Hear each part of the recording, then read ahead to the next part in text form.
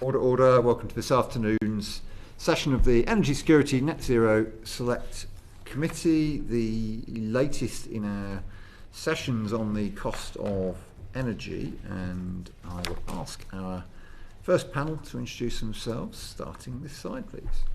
Hello, my name is Waqquas Bukhsh. I'm a senior lecturer in electricity system optimization at the University of Strathclyde. Slade, Chief Executive of the Energy Networks Association, working with distribution networks and transmission networks. Kat Young, Heat and Local Energy Policy Lead at Energy Systems Catapult. Thank you all very much, and you are all very welcome. We look forward to your evidence. I will start with the question, Lawrence, to you about whether you think we need more gas storage and import capacity, and what role storage and the level of storage has to play in our energy system. Thank you very much, Chair. So I think first off, from our perspective, and obviously representing electricity distribution networks and transmission systems, that'll be the focus of our evidence today. I think, though, it's really great that the committee are looking at the issue of flexibility in particular, because it's a good news story around the system. In terms of the work that we've seen with, in the last year alone, some 9 gigawatts of flexibility procured from the distribution networks in particular, which has grown some 287%. So I think the first part of the answer is actually the story of flexibility is good. We've proven there's a case for it across the whole system at small, large and system-wide network storage. In terms of your specific answer on gas, I think it's not a case of whether we need more of one thing or the other. It's how we look at it as a whole system approach in terms of, yes, having gas on the system. The NESO's report to 2030 reflects that, but also how flexibility and future generation can work in concert, if you like, in terms of, yes, we need flexibility, but yes, we also need to be investing in the grid and the constituent parts around that and the energy mix overall. Right. Do you think that we should be investing in our gas infrastructure to help bring down electricity prices? As you alluded, we're talking about gas because most of the time it still sets the price for electricity. I think it's one of those things where if we look into the future and we see an increase in electrification and an increase in potential demand, we've got to make sure and ensure that we are guaranteeing the level of generation on the system that we need. I think that, from our perspective as network operators only, Chair, I can't take a decision, I can't influence the sort of the NESO in terms of the generation mix we have on the system. I think the caution I would exercise here, though, is that when you're talking about infrastructure investment, you're talking about a timeline of, say, 50 years.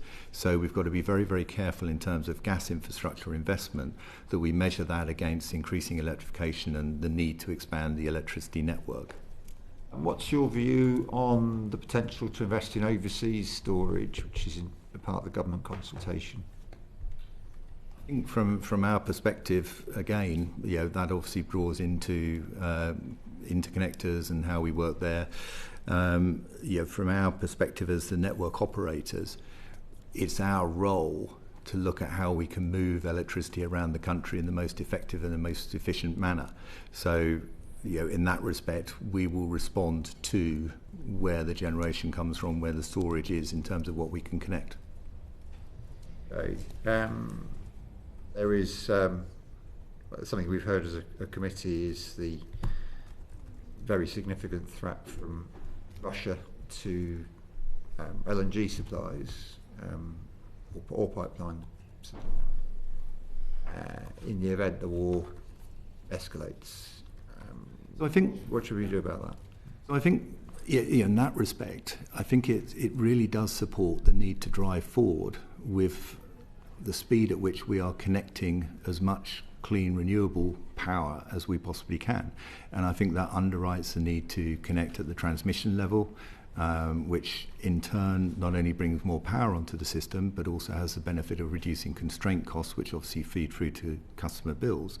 Likewise, by increasing the amount of flexibility that's available at distribution level, and the cases we've been proving with our Open Networks programme, that helps push down the amount of generation we need on the system. So effectively, I think by speeding up the levels of own power that we are connecting as per our Moving the Grid Forward campaign, then you actually reduce the reliance on overseas imports.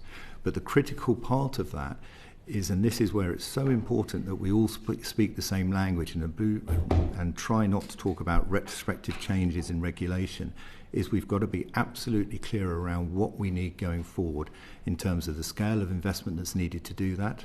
The changes and the Planning Act is a big step forward in allowing us to speed up the delivery of that infrastructure.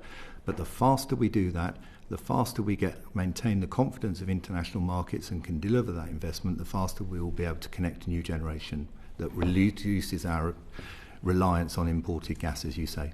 Yeah, speaking of where we get gas from, some people would say we should maximise the production of gas from the North Sea and prioritise bringing it ashore.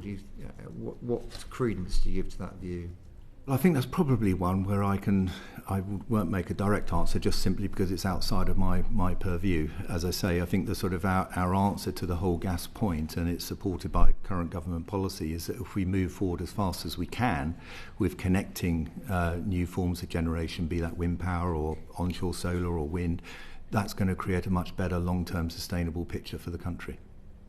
You don't have a view on whether increased gas production from the North Sea for use here could bring down the prices of both gas and electricity? I'm absolutely certain, Chair, that my colleagues from the Future Energy Networks representing the gas networks very definitely have a view on that.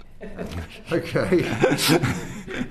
Well, we might write to them and ask them. Kat, we've just had the Warm Homes Plan announced an hour or two ago. The detail of it is very impressive. It leans on heat pump installations as a major component. Given the move to solar and battery and heat pumps, what does that mean for the case for investing in gas infrastructure and in relation to bringing down the cost of heating homes? The Warm Homes Plan definitely set the direction in terms of electrification of heat pumps as the keystone, followed by company heat networks. We're not going to switch off the gas tomorrow. We're not going to be able to move away overnight. So in terms of investing in the gas infrastructure from a maintenance and safety perspective, yes.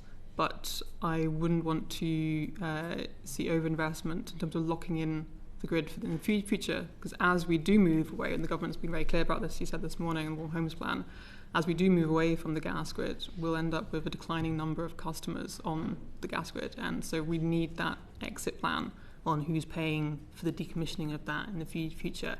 And any more investment now would just be locking that in for further. What does that exit plan look like?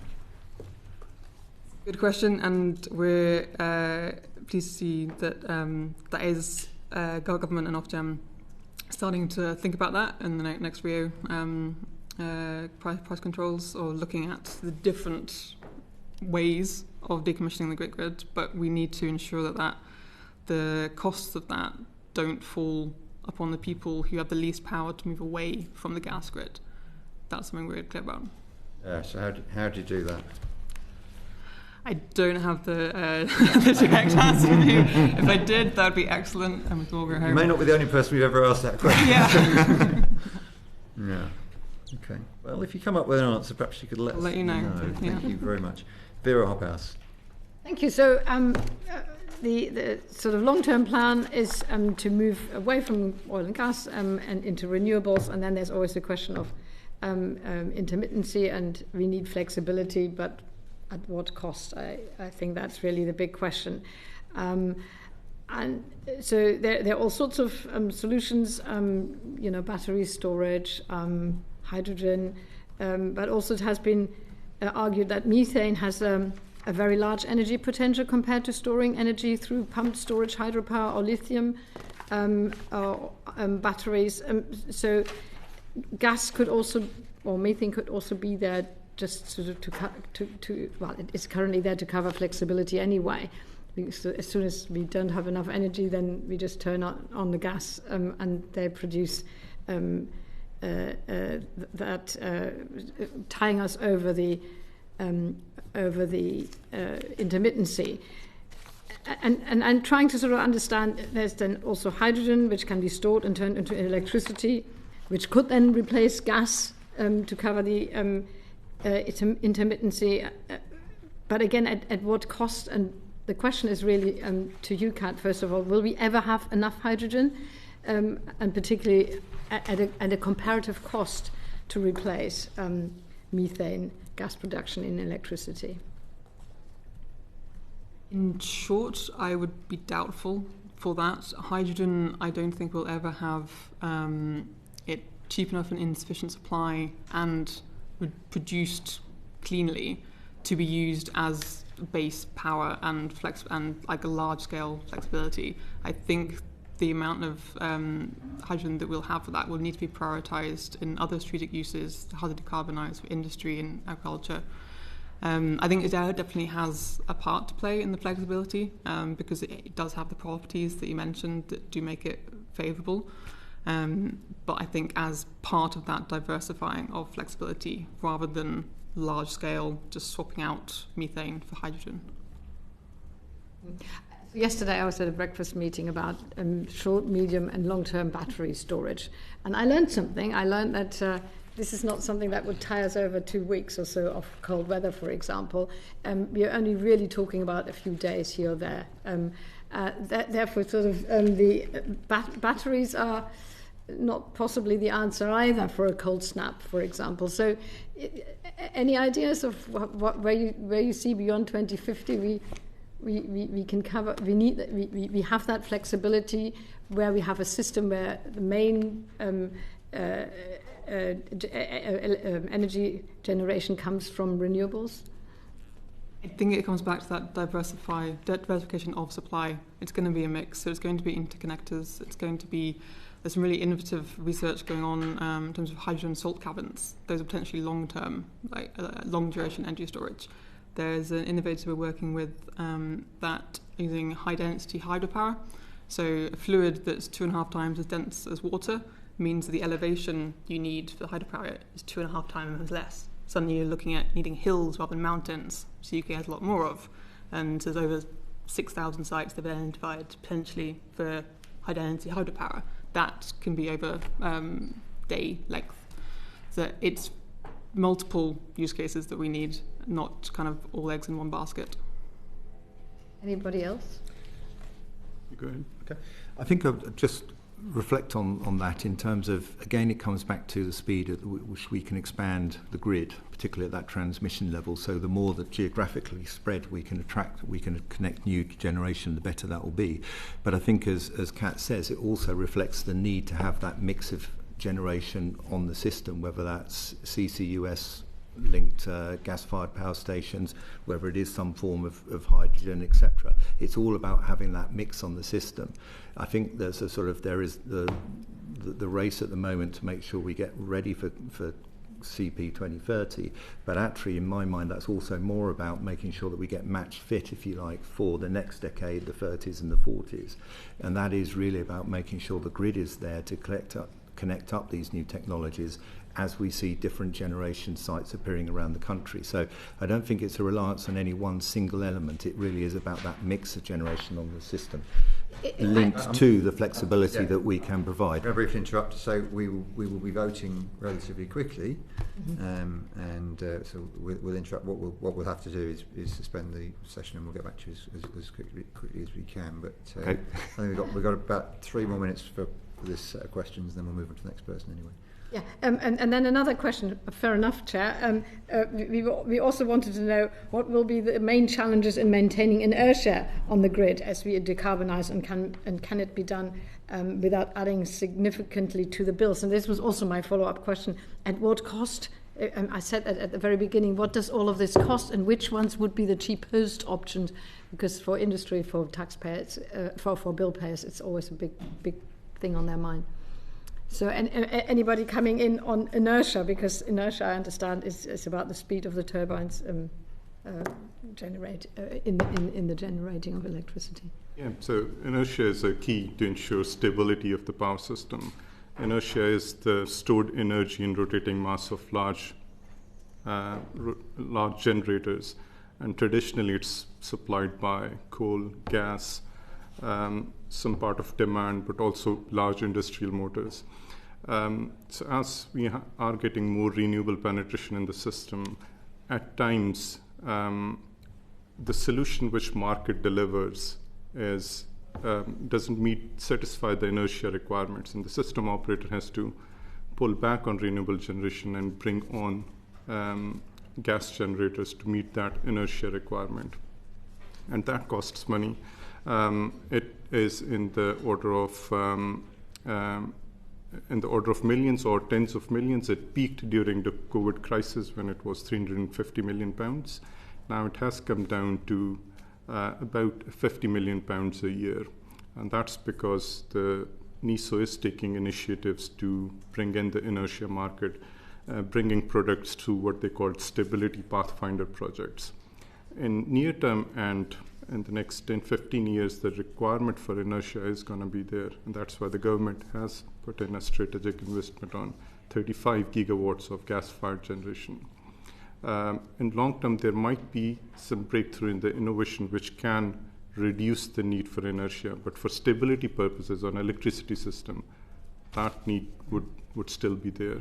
And does that include abated gas? Because we're talking about the system should be abated gas, i.e. that it has to be with a carbon capture attached to it. So the cost calculation includes the abating. Yes. Abating. Yes. Yeah, abated gas-fired power plants. They provide inertia. Thank you. Claire Young. Thank you, Chair. There's been lots of criticism. I want to talk about DRACs now, biomethane, biogas.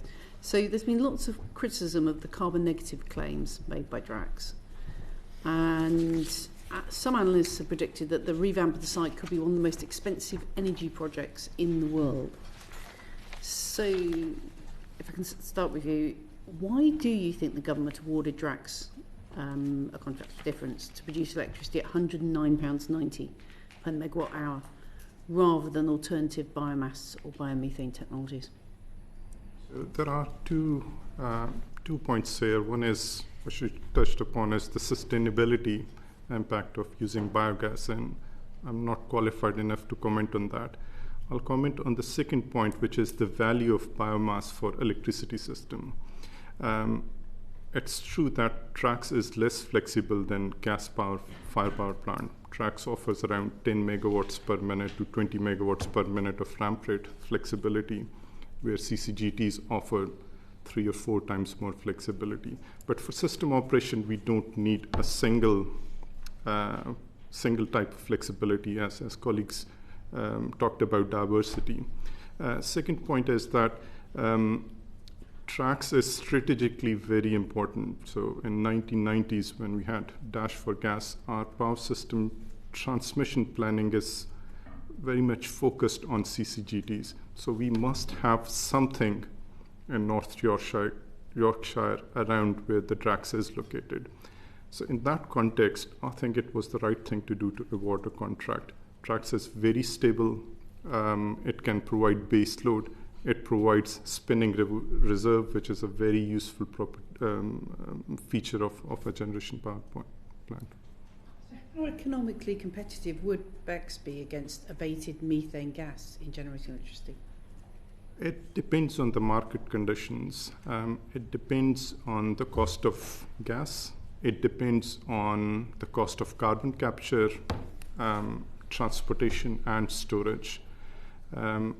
So to answer your question, it really depends on the economies of how much biomass cost, the carbon footprint of the two technologies.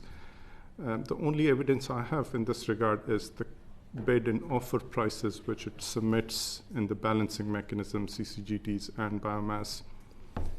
And from there, I would say that biomass is quite competitive as compared to gas. But again, that changes depending on the cost of gas. the sustainability of imported biomass is controversial. Is it more sustainable in the broader sense than an unabated methane gas? That you would need to do the full life cycle calculation of both, which are like quite long supply chains, particularly the amount that we import currently of the biomass for DRAX. So that would be one side of it, is to look at how much more domestic biomass we can produce for BECCS. We did do a study for it, a short study for DESNES on that, looking at a few different agroforestry crops, and crops like short rotation croppers, willow grows very fast, could be up to 1 million tonnes of that domestically. That, avoiding shipping that in, would reduce the emissions, but it's not just greenhouse gas emissions for anything to do with biomass. You need to look at the whole land use, water use, everything, and the opportunity cost of what else you're displacing from the land. I wouldn't be able to give you a number of kind of which one's better or the other, but it'd be looking at the supply chain and the energy system services that they both provide. So the potential for the negative emissions from BECCS as well that would need to be taken into account when you're comparing it to the abated gas. Thank you. Graham Dowie. Thank you, Chair. I want to move on to talk a little bit about interconnectors in particular and their role in supply side flexibility. Is there...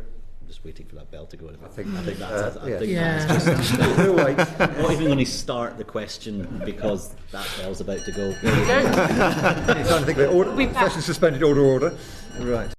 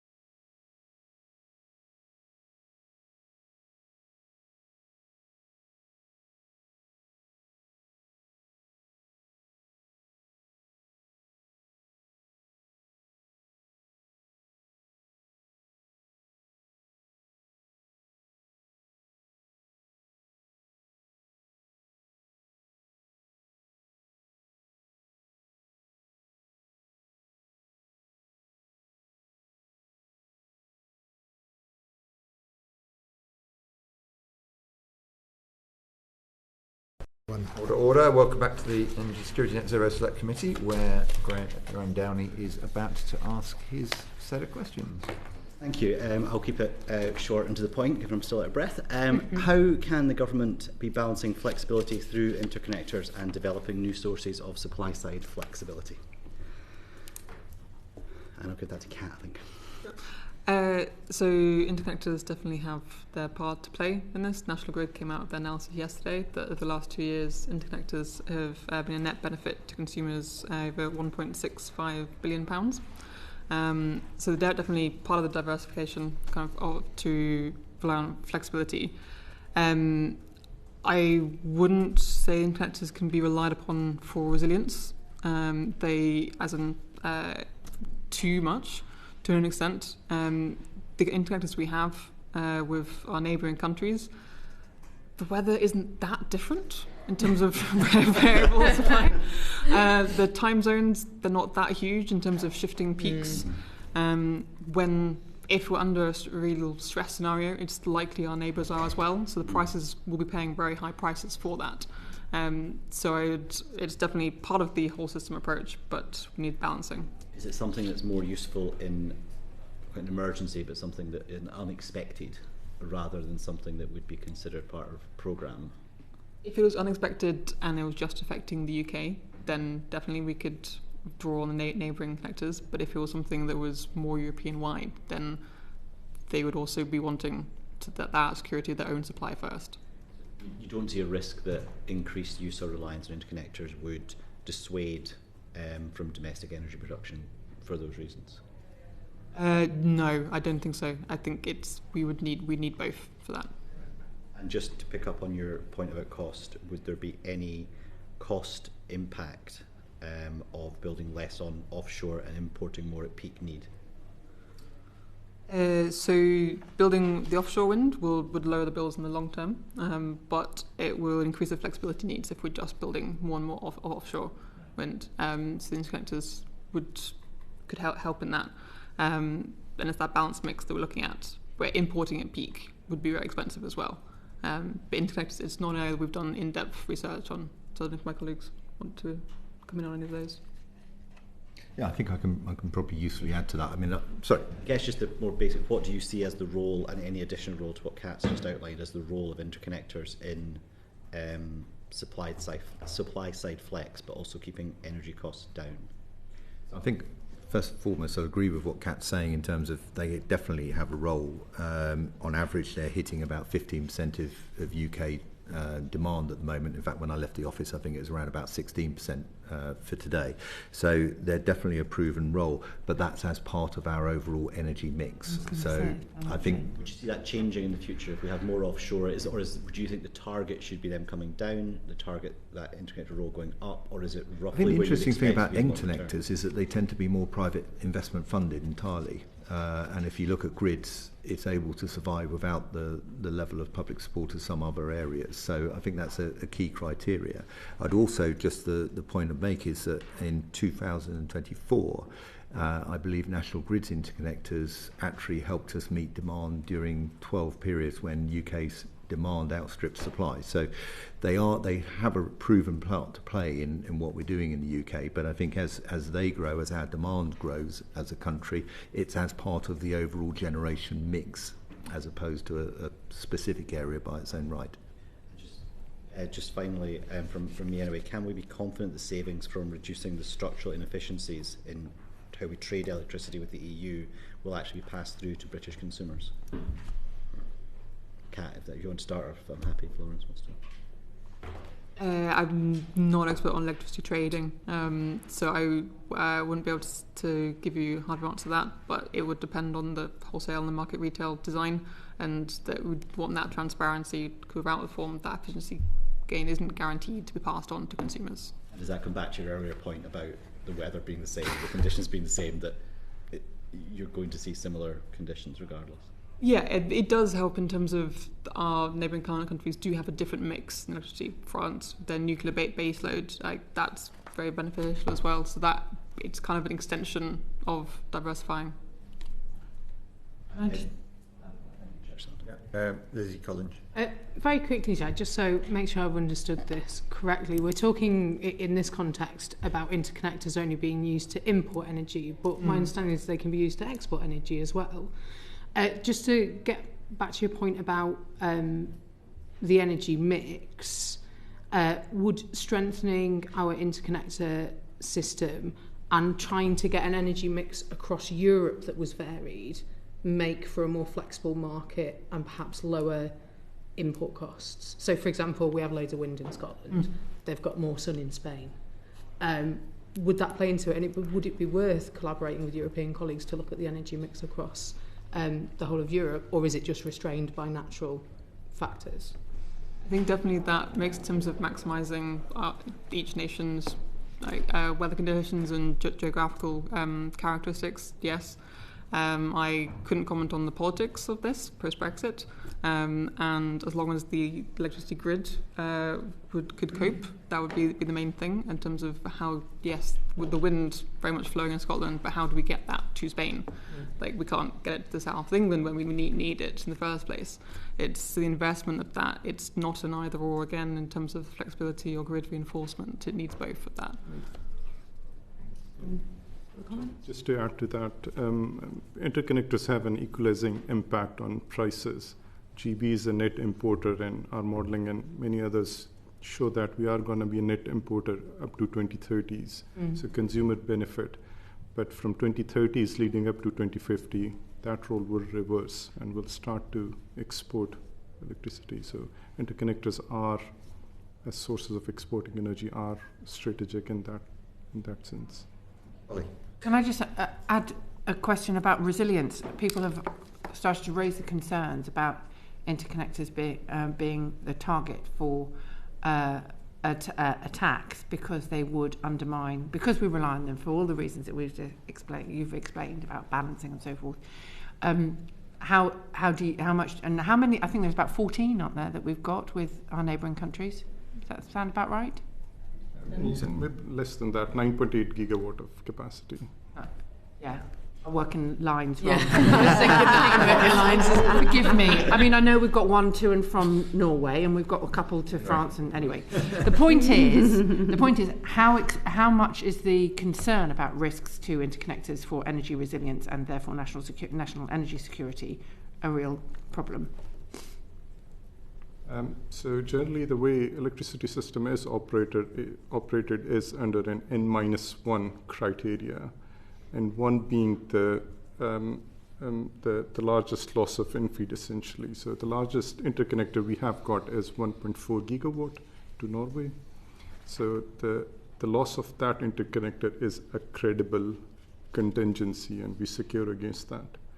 How do we secure against it? So by keeping the reserve within the country, spinning reserve, batteries, flexibility, and all kind of things.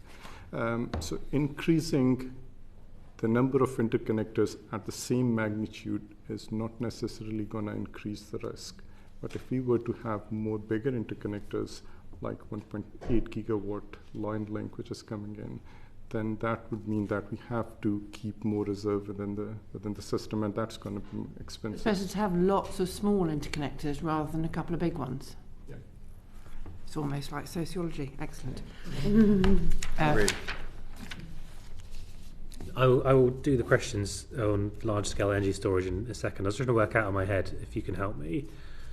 In terms of the cost to consumer right now and in the next few years, in terms of the impact to people's energy bills, is there more of an impact of the government paying lots of curtailment costs, or the impact of investing in loads and loads and 40 gigawatts of storage? What actually is going to have an impact to people's energy bills? Could actually delay putting storage into the grid and just pay curtailment costs? Is that cheaper for taxpayers?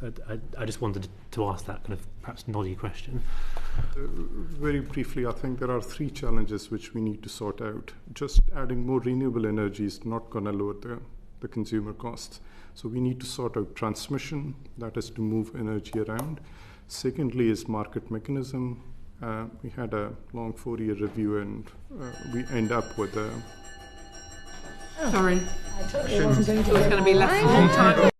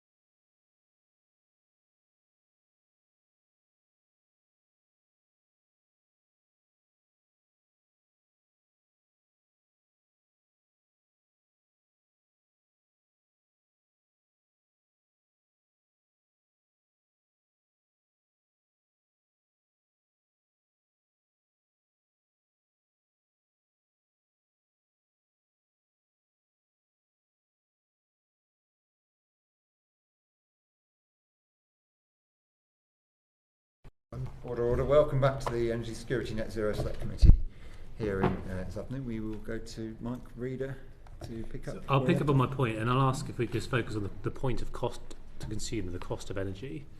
What has a bigger impact on reducing bills? Is it if we just carry on paying curtailment, so we'd have to build loads of batteries, or should we be building batteries now to have an impact now on cost of energy? And if you want to continue. So my view is that we do need to build more transmission. Just by simply building more batteries, more renewable assets is not going to lower the consumer bills. Actually, it's going to increase consumer bills because the curtailment costs will grow. So fundamentally, I think there are three main challenges which we need to address. First is transmission. This government recognized this, that there are critical strategic transmission investments which we need to make, north to south, south to west as well. Second point is on market. We need to make sure that there are market mechanisms which can enable flexibility. And the third point is on operational efficiency. So until very recently, NESO's control room did not have the capability to instruct large number of batteries. Mm-hmm. Now they are, for the last few years, they have doing a lot of innovation in this area, and then now they have started to instruct quite a large number of batteries, and we are seeing. So Lawrence, if our supply side flexibility is provided through large scale energy storage, how much does that add to the cost of bills? Well, I can't give you an exact figure, but I think what I will say is that if we're talking curtailment costs or constraint costs, then I completely agree with my colleague here that the root solution, the fastest solution to that is building the grid out. And the faster we build the grid out, the lower you're going to bring those constraint costs effectively overnight, which will have a direct impact on consumers' bills. But I think the important thing that we must stress time and time again is that whereas under certainly ED2, the last distribution price control, we had a flex first approach, we're now moving into a world where it's flex and build. The two must be working in concert to deliver the benefits that we really all want to see, which will directly benefit customer bills. How do we avoid the potentially significant costs of the development of large-scale energy storage under the capacity market cap and floor schemes and those sitting consumer bills for years to come? It's definitely a risk in terms of locking in long-term changes. The cap and floor, it does reduce some of the investor risk, so which is what the industry needed to see, because we're talking about high cost upfront to build something that is uncertain revenue about this, and the cap provides some degree of consumer protection, but it also shifts some of that investor risk onto the consumers, that without ensuring the assets are actually going to be operating when we need to, it's a capacity rather than the flexibility. So I'd want to see some kind of more demonstrable benefits that you could actually by lowering the capacity market, the balancing mechanism costs, to have that outcome based rather than just a kind of quite blunt instrument. And at the moment, I had the same breakfast that Vera was at yesterday. The cost of batteries is through the floor. Lithium is very cheap at the moment, primarily driven by China's trade ambitions. We start building lots of batteries and the price goes up. Are we at risk actually of market extortion from China if we become reliant on battery technology for our storage? And the cost impact on consumers of that price going back up of building with batteries? One of the things I would add to what my colleague said earlier is that we're not currently making the most of the batteries that we already do have. The high skip rates. So yes, there was investment in terms of neatness of operational capacities, but there's still a high skip rate of moving over batteries to more expensive gas for that flexibility. So I would want to see that addressed first to be more efficient. And in terms of what's the most efficient, cost-efficient number of batteries that we're aiming for. So our Innovating Net Zero modelling shows 27 gigawatts of batteries by 2030. Much beyond that, it's more cost-effective to look at the flexibility provided by the batteries in electric vehicles. So you're looking at diminishing returns beyond that. So it's not a batteries at all cost scenario. You want to see what else you can be using as well. When you talk about better use of existing batteries, are you talking about large-scale battery? Okay. And you just touched on electric vehicles there. So there are suggestions about use of vehicle-to-grid and other smaller-scale batteries to reduce the need to either scale up the grid or to increase generation to some extent. Do you think there is merit in these ideas? In terms of vehicle to grid. Well, using localized storage to reduce the demand for either generation or grid expansion.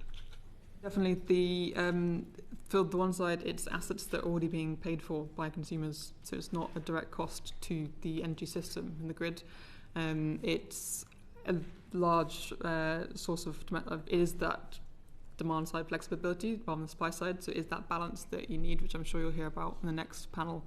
But in terms of that, we're looking at post 2030 when the EV market is larger than it is now, and there's more standards around the battery resilience in terms of what you can draw off from the vehicles to the grid, and standards around that, and the regulation in terms of bidirectional charging for EV chargers. Yeah, just to add to what Kat has said, some of our modelling work is showing that we can soak up 2/3 of curtailment in Scotland if we were to smart charge our EVs. So I think there is much potential in using the flexibility from electrified transport. There are challenges and barriers how you enable them, because most of the tariffs at the moment, they don't allow consumers to smart charge. There is limited choice which consumers have.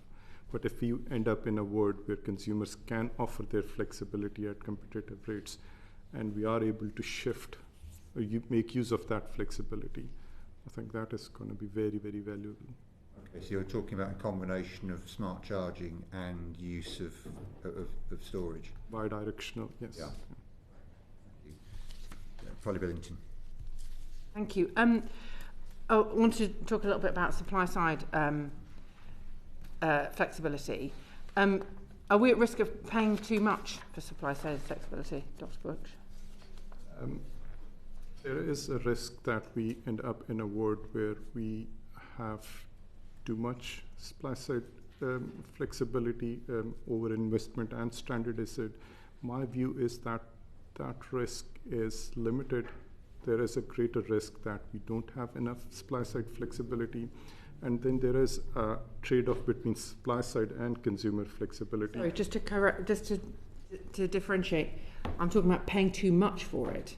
Now, the risk, of course, is that you pay too much because you don't have enough of it. So, are we at risk of paying too much for the supply side flexibility because we're not going to have enough? No, I don't think so. Yeah. Okay, can you explain why? If we end up in a world where we have too much supply side flexibility, if we build too much, then there is then consumer side flexibility can complement that. Building too much supply side flexibility, so they can complement each other. What does that do for costs? I think the risk of not building too much would be much worse than so if building. we don't build enough, costs will go up. Yes. I'm just trying to keep it simple. Is that all Yes, right? that's all right, yes. Yeah, thank you. Right, so I've got that, just to make sure that I've got that. Also, bearing in mind, do you really agree with the premise that we've got stagnant electricity demand and that's likely to continue, or are you sceptical about that? I am skeptical of that, though. That is not. Can you explain why? We are already seeing that the demand patterns are changing, and my view is that demand patterns would continue to change. Upwards or downwards? Both ways. So within Europe... That doesn't really help with planning, though, does it? Upwards and downwards. That means there is a greater need for flexibility. So I was talking about the aggregate amount of electricity demand. I mean, obviously in a period of time it will go up and down. Yes. But over time, is electricity demand going up, or is it going down, or is it staying stagnant? Okay. Thanks for the clarification. Sorry, I'm just, so I'm just trying to make sure I understand. Yeah, so my view is that the aggregate demand would go up, intraday demand variations would be more volatile. Aggregate demand would go up simply because we would electrify transport and heat, and that demand would come onto the electricity. So, therefore, if we don't do enough supply-side flexibility and electricity demand is going up, we're going to end up with higher costs. Correct. What about expanding demand-side services? How will that impact on cost? And the resilience of the system. Correct, yeah. So both demand-side flexibility and supply-side flexibility, they do solve similar problems, but they also solve different challenges. As we electrify our transport and heat, there would be a need for investment in our distribution networks, which are currently now operating closer to their headroom. So consumer-led flexibility has a huge role to play in keeping our distribution networks going. We're really going to rely on people putting their washing machine on in the middle of the night? Correct. Yeah. How much, seriously, do we actually think that is the way of us balancing our energy system? If there is enough economic incentive, yes. I mean, people want... Are you in charge of your washing machine at home? No, I'm not. Okay. But this is a serious point. If we leave it to consumers' behavioural change, when people have a lot of other things to worry about, the only thing that drives that level of behaviour change is really, really serious anxiety about cost. And much as we may talk about a cost of living crisis, I'm not really interested in designing an energy system which forces people to get up in the middle of the night to put the washing machine on. And I exaggerate deliberately for effect. Is there an alternative? I think automation is an alternative. I'm in charge of charging my EV, and I charge it at 7 pence. I don't have to do anything. I schedule it a week ahead. It's 10 times less expensive than charging at the peak rate. Thank you. Lawrence, do you think that policymakers get it when it comes to creating the right policy framework for this all to work? I can just very quickly come back on that last point, yeah. Because I think it's really worth noting that the local flexibility markets have grown in the last year by 287%, and that's delivered 9 gigawatts of contracted flexibility. Now that started from a factor of 0 back in 2015 when the Open Networks programs began. 80% of that 9 gigawatts was from renewable sources, such as wind, biofuels, stored energy, solar, demand reduction, and some other aspects of it. So it's always going to be a mix of different devices that are available on the system to help us get through this point. And, for example, UK Power Networks were able to shift some 500 megawatts of, or unlock capacity for 500 megawatts of demand, which they were able to do without having to upgrade a whole number of substations by using local flexibility services.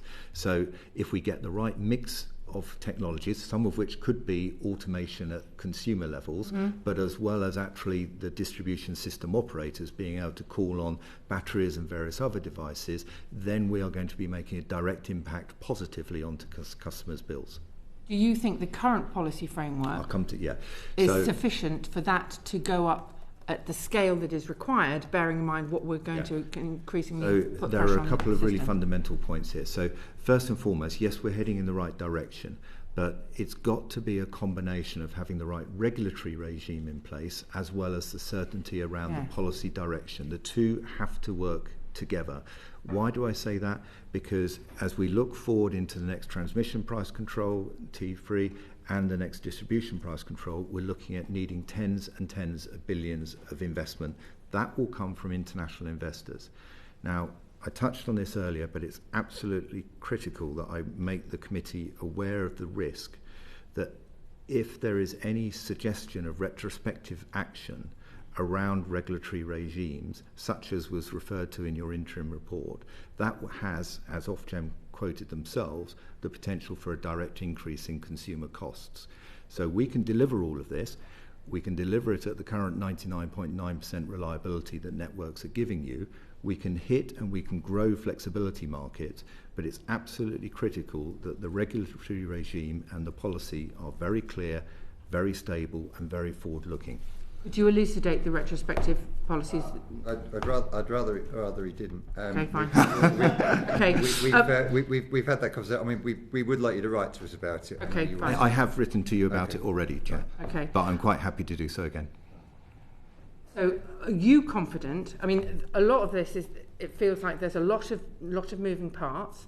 Government is not used to managing an energy system this complicated. It normally needs to leave that. It leaves it to the market. It leaves it to regulatory bodies and so forth. But are you confident that the government has policies in place for us to be able to make sure that supply side flexibility is there to bring down bills in a newly electrified energy system? I think overall I am, yeah.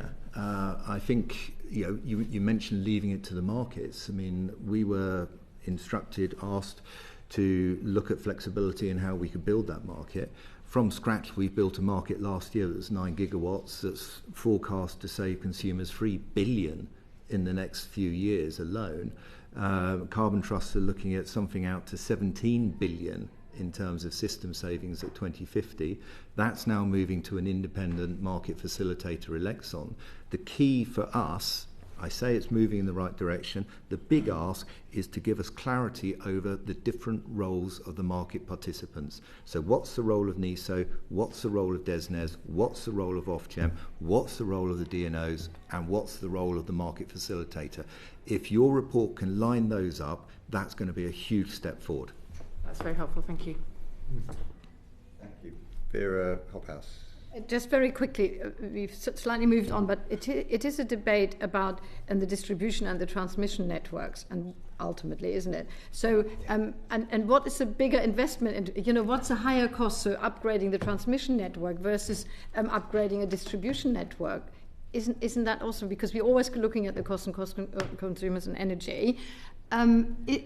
And since it is so difficult to calculate the millions of micro installations on our homes, the solar's on home and all the rest of it, it's very difficult to particularly calculate the supply flexibility, isn't it, for NESO, for example?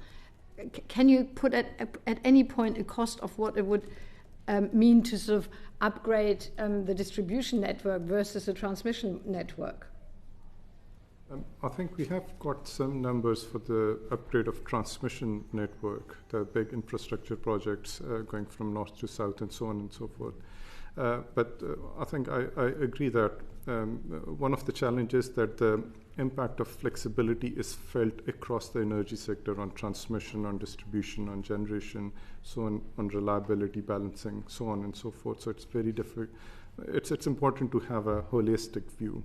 But in terms of comparative costs on transmission and distribution, I don't have those numbers. But my feeling is that we do need investment on both on transmission side and distribution. Izzy Collins. I just wanted to get back to Polly's point about the demand side flexibility on a consumer level, because I think I agree with her that it's too much to ask people to do that themselves in a meaningful way. So I'm interested in automation. Do we currently have systems where if people have an EV, solar, battery and a tariff, that they all talk to each other and they don't have to think about it? They just say, charge my car when it's cheapest, use the battery when it's most expensive. And if it does exist, actually is it available to an ordinary person and usable by them? Or is it just like nerds like my dad who enjoy looking at what's going in and what's coming out? So my experience is that they are available. They are not as streamlined as they should be. And access to normal person, I wouldn't say that it's accessible at the moment. And if that was to be developed in a way where a consumer could just say, well, not even do anything, the tariff is there, their technology is there, it all talks to each other. All they have to do is give their preferences. Who do you think is best placed to deliver that? Is it the network operators? is it the government in the kind of national parking platform kind of way, making one app for it all talk to each other? Who do you think is best placed to deliver that integration to allow for automation? I think it's up to the private sector retailers, I would say. I'm with Octopus, and I think they are the market leaders in this space. Any other comments on that issue? That interoperability between the technologies is really important, and something we would want to see a clear steer on, in terms of there's not, if you talk about this kind of clean technology where you've got your EV battery, heat pumps or solar, there isn't a kind of normal person market-wide app you can get and plug in and talk, because the standards are all different and not all of them talk to the same language of different technologies. There's no interoperability standards for energy Not software. to cover the whole of the technology that we want to put in people's homes according to the Warm Homes Plan this morning. Okay. I mean, I think that's notable, Chair. There's no interoperability standards for energy software. There isn't even interoperability for EV charging points. Yeah. I think that's notable and something that we could do. That's very interesting. I think just a very quick additional point there is we see all the time the huge benefits of the digitalisation of the energy system, and it would perhaps be amazing if this session or the next one didn't mention smart metering, of course, because the digitalisation in the home and the availability of smart metering, and critically how quickly we can complete the rollout of smart metering and then for the digitalisation of metering is going to be fundamental to how we do this and the data flows that are going to be needed to bring in full flexibility across the system. Does smart metering affect consumer behaviour? I'm not going to go that far, no. Having been involved in the rollout, I think that was a bit of a misnomer. But what it does act is the foundation that opens the door to all of the things that you're hearing about now and later on in terms of consumer flex and the automation of same. Would you indulge me, Chair, because some of my rural constituents have real problems with smart meters. They just don't work. So how can we make sure that smart meters actually work for the whole of the population, not just in urban centres? Well, I think that will need to be, with all respect, that will need to be answered by those who are actually responsible for the actual rollout, and maybe the DCC, the data communications company, that actually look at that. But it's certainly understood that that's one of the challenges, and has been one of the challenges with the rollout, is the level of comms availability. Thank you, Chair. Graham, did you still have a question? No. Fine. Melanie, you had some questions, I think, that came out of some of the written evidence. It was about the written evidence. It was such a long time ago, Chair. I can't remember what I was thinking. No, it's all right. I can. You want to think about it while I ask? No. Sorry, I do have it. I was interested, Lawrence, in the written evidence that Energy Networks Association submitted, and in kind of subheading says how flexibility has helped deliver savings, including reduced customer bills, and it refers to consumers save £500 million between 2023 and 2024 by using energy more flexibly. We also had some evidence from Future Energy Networks, who, your friends at Future Energy Networks that you mentioned earlier, who submitted the fact that bills have increased from just over £1,560 to £1,758 over the course of, they have a time period of the last 18 months. And I just wondered, well, who is right? You're saying flexibility has already helped to deliver savings, and so there's lots of money that's been saved. They're saying, actually, the reality is bills have gone up. When we're considering this, which is correct? Probably both. But let me... Because the savings aren't real savings, right? No. These are projected savings of what could have been, had it have been worse and we didn't have the flexibility. If we didn't have that flexibility on the system, that 9 gigawatts, which is the equivalent, 3 Hinkley points, that would have had to have come from somewhere. It would have had to been paid for by extra generation, wherever that may have come from on the system. So by having that flexibility available, you are driving down those costs. The savings that I mentioned in terms of the projected savings of 3 billion and the potential 17 by 2050, they are by making sure that we are maximising the efficiency of using our network. So, and what I said earlier, working in concert, is the flexibility must work in concert with the need to build out the grid. When we're discussing this with consumers, I mean, ultimately, government has said we're going to bring down consumer bills. We go to them and say, oh, well, it could have been an awful lot worse. It's all in how you say it, I grant you. I don't disagree with that, Melanie. Okay. But the critical point... So the Citizens' Advice submitted to say that when it comes to energy networks and their profits, the excess profits of £3.9 billion have been made since 2021. Is there any element of that could go into reducing bills for individuals, or do you dispute the figure? We absolutely dispute that figure, and indeed I would point the committee in the direction of Ofgem, who found that, and this is my point on retrospective action, that any hint of retrospective action against a regulatory settlement has an immediate impact in unnerving investors, which follows through to the potential impact on cost of capital and therefore a potential increase on customers' bills. The issue here is that Citizens' Advice are looking at a finite period of time, not actually looking at returns over the long term, which you need to do with infrastructure investment. And this is why Ofgem concentrate on using the... Do you think that those profits will go down over the next 5 or 6 years? Yep, and that's what Ofgem are looking at. And so if you look at it over the long term, sometimes we'll be below expectations. We didn't ask for extra money to make up for that. Sometimes we'll be above. The critical thing from a regulatory point of view is to maintain stability over the duration of the investments that are being made, which can be up to 50 years. So our investor community say, actually, yeah, the UK is a great place to invest. This is where we need to put our money. And when we're about to ask for 50 billion for network investment, or much, much more, having that certainty of not seeing retrospective action, but seeing stability as we go forward is absolutely critical.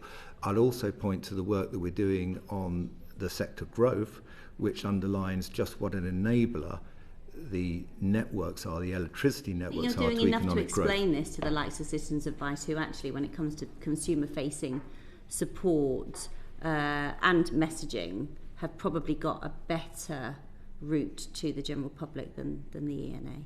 I think we certainly can do better, as I have written already, and I'm quite happy to come and talk to the committee in more detail around this. But I would also point, as I say, the committee to Ofgem's findings on exactly this, where they also refute the manner in which Citizens' Advice have undertaken their analysis, specifically because of the style of infrastructure investment and the long-term nature of it. What is the figure's not 3.9 billion, what is it? Well, it will be the profit figures that are in the annual reports, but it will also be the return on equity figure that Ofgem quote in all of their reports, and their target figure, which is around a 6% regulated return on equity. So that's not 3.9 billion? No. What is it then? I haven't got that figure to hand, Chair, but we can make sure that we follow that through with the detailed figures for you. If you don't know what it is, how do you know it's not 3.9 billion? But don't worry about answering that. Can I ask you about connections queues? This was the reforms are widely welcomed. Tell us how they're going. Yep. So we have, as you know, the queue had reached something in the region of 700, 800 gigawatts before the reforms started coming into place. The connections reforms led by the NESO, but with the support of all of the networks, are now coming through. It's been a very, very complex process, but ultimately it should start seeing a faster connections process coming through, with effectively moving from a first come, first serve system to a first ready, first finance in place, first connected process. So that's going to help greatly in terms of the delivery out to 2030 and beyond. Right. Okay, I'll try it a different way then. Sorry. What are the promised connections being made as planned now? I think, not quite sure what you're driving at there, Chair, but I think certainly in terms of the networks where they're able to, and where the developer has financing and planning permission in place, and where if network strengthening is required, we have planning in place, and yes, the answer would be. You're not picking up any sign of delays? Above those which are already in play due to planning constraints and the issues we have in terms of having to strengthen substations, etc. Okay. That brings us to the end of the session for panel one. Thank you very much for your evidence. We will suspend while we change witnesses. Order.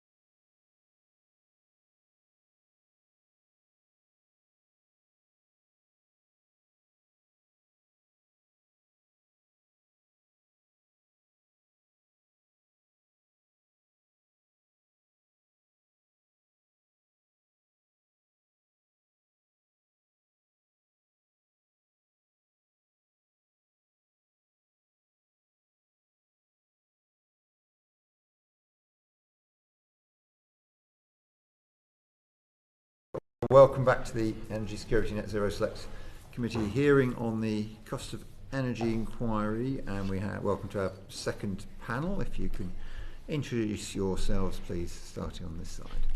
Hello, I am Sarah Honan and I am Head of AD Demand.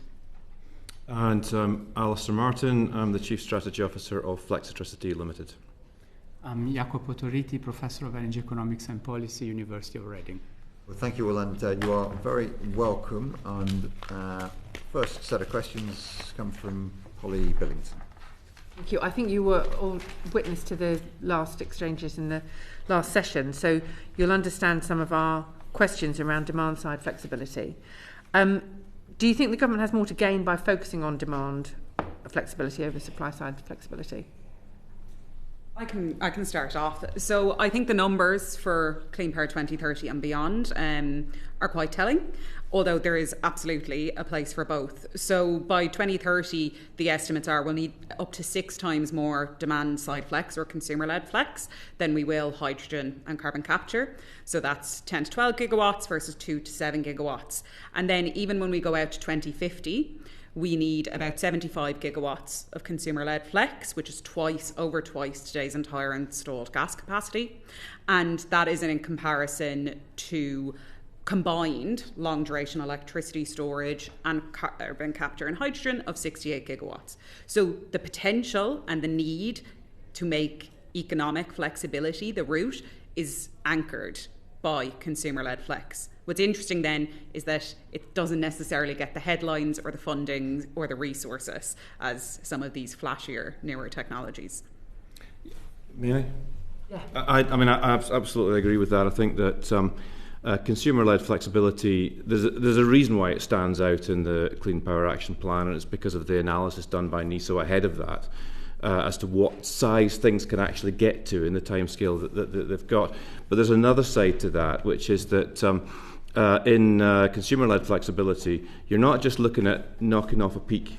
You're looking at consumers responding to the availability of green energy where they are, and therefore putting green energy to work.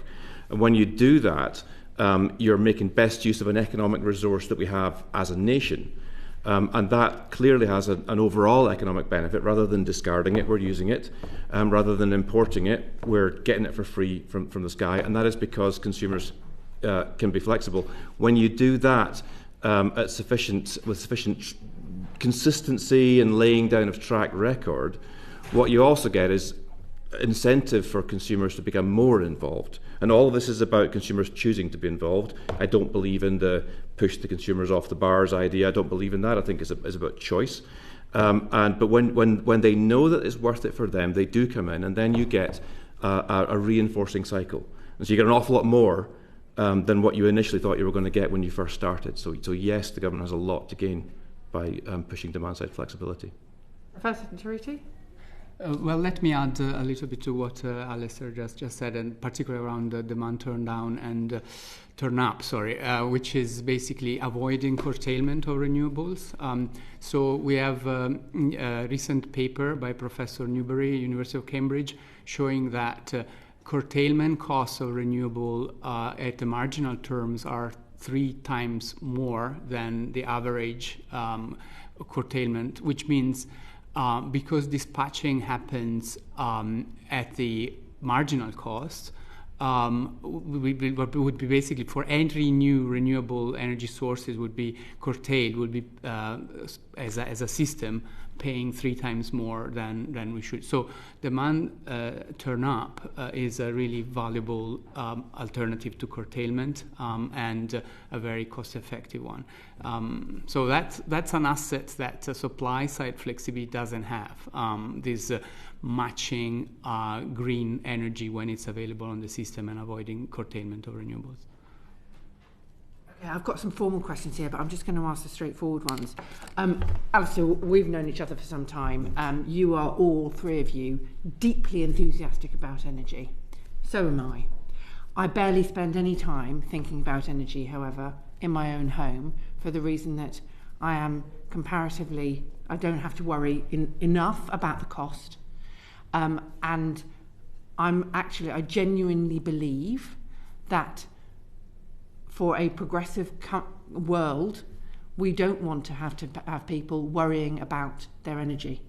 It is one of the most liberating things that the Industrial Revolution did for the people who could afford it, is they stopped engaging with the energy market, which for the poor meant going to collect wood before we had coal, oil and gas. So I'd like a clean, homegrown energy system to enable people to not worry about where their energy is coming from, because it is cheap enough for them not to have to worry about engaging with the energy market. My great concern about demand management when it comes to consumers is we're asking people to worry about energy and where it is available and how much, when they have enough on their plate.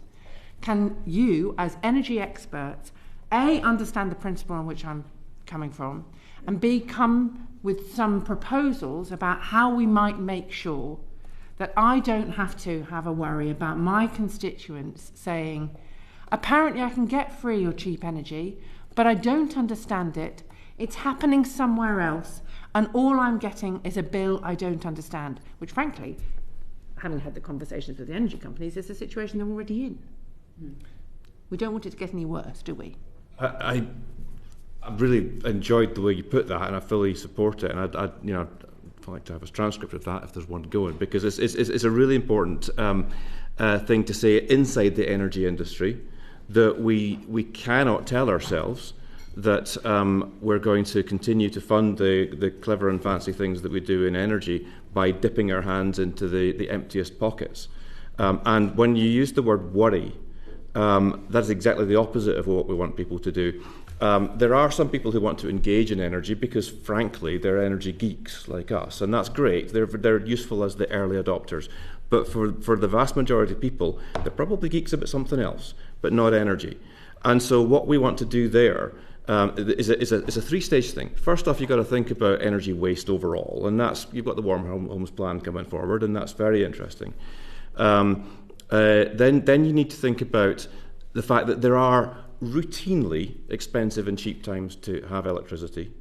And when we're talking about heat and transport in particular, where the big variable loads are, then the idea of tariffs as a means to encourage automatically, as I think was said in the earlier session, to hunt those cheaper prices, that's a very good thing to do, but it is not the end of the story. And so what we're interested in doing, what we're actually doing now, in a relatively small way with domestic consumers, already with industrials, is looking for events. So something happens. Today is a windy day, today is not a windy day.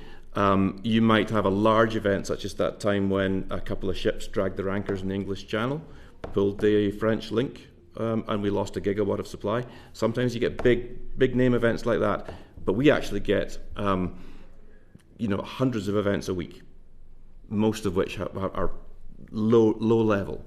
And so an efficient system will send signals to consumers' devices that they have opted in to receive, and those devices will pause for potentially a few minutes while that matter is dealt with, and then they come back on, and it should have no impact on the consumers, the warmth of their home and their ability to get to work in the morning. And it should be to their benefit, and it should be their choice, and it should be nothing to do with people sitting around candles cooking on camp stoves because they've heard on the news that's a good thing to do. It's not. And I think to frame it a slightly different way is that consumers are already the victims, or have been passive observers to the whims of large generation and networks for decades. This revolution is about pushing them at the heartbeat of the system, but recognising that they have day jobs, cars that need to be charged, homes, buildings that need to be heated, industrial processes that need heat. And that means the energy system coming to work around them and their needs because of their centrality to making clean power a reality. And it means customers don't know what's going on behind the curtain and the horrible complexities and sludge that all of us deal with on a daily basis. It's a bit of a swan analogy. Their assets are floating along the water and everything underneath is happening automatically. Do we have a situation where there is, I've been talking to people about this for a long time, is that we keep saying this is going to be possible, but is that more optimism than practical pathways to seeing this demand management significantly reduce the costs that we've currently got on the system? It already is happening, as in most EV chargers are programmed to not consume at peak time, around 75 to 90%. That's already happening automatically. We now are bringing in regulations that will say all new heat appliances come out of the box smart as standard, ready to be automated. What we've not had in the past is the technology rollout in order to use those very energy intensive assets in a smarter way. And we've not had the access to markets. So if you can't earn anything, why would we be investing in making things smart? So what would you like to see change to enable the unleashing of this demand side revolution? In essence, for a long time, it's been about market access. So barriers that we can come on to talk about. But now we say we are getting the right messages from a lot of senior leadership in DESNES and Ofgem and NISO. But that needs to trickle down into a cultural transformation so that the working levels whose lives are going to change and whose working days are going to change, having to deal with millions of assets instead of a handful of fossil fuel giants, that change may be difficult for a little while and it may be uncomfortable, but that doesn't make it any less necessary. Alastair? Yeah, I mean, that is actually very important because we meet these people now, the people in the control centre of NISO, and they talk to us about what we're trying to bring to them, and that helps us to develop the things that actually work for somebody controlling a national electricity system. We have now a number in the low thousands of electric vehicle charge points in NISO's balancing mechanism as of now. That capacity is herded into the night time for charging, and then we will issue events when we see a good time to adjust that charging. We will actually send an instruction. Now that's happening, but in fact that's relatively recent. Since 2008 we've been instructing industrial commercial flexibility in similar reserve and response markets that NISO or its predecessor National Grid have established. So industrial cold storage would perhaps be the first type of industrial category where we can turn off industrial cold storage for an hour, 2 hours, potentially 4 hours, and you actually see very little detectable temperature change in these extremely cold chambers.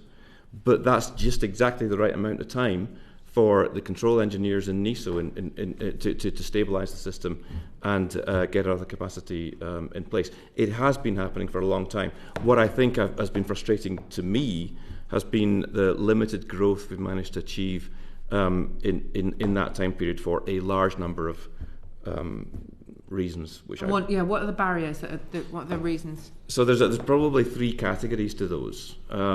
One of them is details, silly details, which are, constantly we trip up on. So the cold storage, for example, in greenhouse lighting, grow lights and tomatoes. 2012, there was a fire at Tilbury Power Station. Some of you may remember. It was in the morning. It was about 8 in the morning. We would instruct those grow lights and these cold stores to turn off for a period of time during that really fast ramp of demand where things actually were quite difficult for National Grid at the time. We turn them off, and then normal service resumes shortly afterwards. Now, National Grid at the time made a change to its rules of procurement that seemed like a good idea, didn't really check with us. As a result, some of the capacity that was previously participating could no longer participate. So the greenhouse lights have not been involved since then.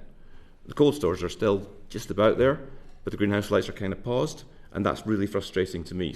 So many details like that. The next level is in the electricity industry's failure to understand electricity consumers' mentality. And here I'm talking more about industrial commercial. So energy managers work in organisations that understand their core market. They make widgets. They'll take commercial risks in the widget market. They will not do that in electricity. So they are very conservative beasts. And that plays into the third category, which is the lack of a consistent track record of savings and revenue from being flexible in the way that you consume electricity. You don't get any benefit. It's not consistent. So I can go to an energy manager and I can say that, look, this is something that we know is coming, it's going to be great. And they'll tell me, how long will it last? And I'll say, well, NISO promised another 12 months of it. And they know it's going to take 3 months to get the first conversation, another 3 months to get approval, 3 months to do it, and then they're timed out. So they just say no, because they know what life is like in an organisation. We'll need to move on. Apologies. Thank you very much, Claire Young. Thank you, Chair. If I can start with Alastair for this one, what scope is left to remove market access barriers to flexibility? So I suppose I'm always following on from what I've said. If we can lay down a track record of procurement, of flexibility when it's available, then we will see a wave coming through, and we'll see that growing. So I think that the action plan, which looks for 10 to 12 gigawatts of flexibility from the consumption side, is absolutely achievable in the timescale that we've got. We are presently looking on the industrial side at a small number of hundreds of megawatts participating.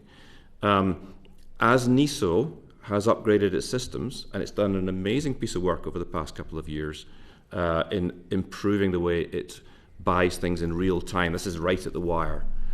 That is coming in stages. This is the open balancing program, which you may know about. That allows them to lay down that track record, but it's not there yet. So they're still buying these things in chunks. They buy batteries on one desk. They buy big power stations on another desk. They plan 4 hours ahead, and when they plan 4 hours ahead, they think about the big stuff because that takes time to warm up. And then they've locked out the little stuff. So these practices, they're reviewing those. As they do that, we will see improvements, and then you'll be looking at the 10 to 12 gigawatts coming forward. And can you put a figure on how much that would reduce consumer bills? So you're talking about, for the customer side, participating north of £300. If somebody is not participating actively, they still make a saving. I think you've got better numbers. So 2023 figures, which are a bit outdated given it was pre-change of government, show that even non-flexible customers would save over £100 per year on bills by 2040, and that is primarily made up of £14 billion per year in whole system savings across lower wholesale costs, lower balancing costs, less generation build out, and less network build out. And how significantly could bills be lowered if NESO could reduce skip rates? So the first of all, I should say that the kind of direct benefits that of flexibility can only be derived if we understand whether we are focusing on those consumers with flexibility assets or those without flexibility assets. So the kind of benefits that are passed on to consumers will be directly felt by those consumers with, for instance, vehicle-to-grid chargers for electric vehicles. Whereas there are the kind of benefits that Sarah just mentioned, many of those are system benefits, which would be indirectly affecting also those that do not have flexibility assets. So that is a critical part to understand, in a sense, how the flexibility benefits in terms of reducing balancing costs will be passed on to consumers.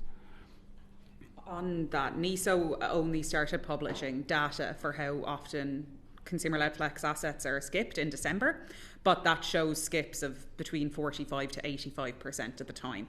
And to Alastair's point about attrition, we have had members who have brought EVs on a trial basis into the balancing mechanism, were never chosen or were skipped every single time, and therefore they left. And if you lose that consumer trust, it's very hard to win people back. On the actual cost of skips, we've been waiting for a long time for NESO to publish those. I'm told it is imminent, and it is also imminent that at the behest of Ofgem, they are going to set targets for reducing skip rates. I'll come back to Alastair. To what extent can Elexon, as a market facilitator, drive efficiencies that have a significant impact on the cost of electricity? And in particular, you've got DESNZ, Ofgem, NESO and the Flexibility Commission all having a role in delivering the commitments set out in the Clean Flexibility Roadmap. So do you think Elexon needs new powers to ensure they work together? Right, so Elexon is the market facilitator. It's been a bit of a while establishing that role, but they're basically trying to be thorough, and I get it. I think that their focus on distribution network type flexibility, where you're trying to deal with the low voltage system constraints, I think that's a good one, because that hasn't been well served over time, barring some forward-looking companies such as UK Power Networks that we heard of previously. They've pushed hard. One or two others have as well.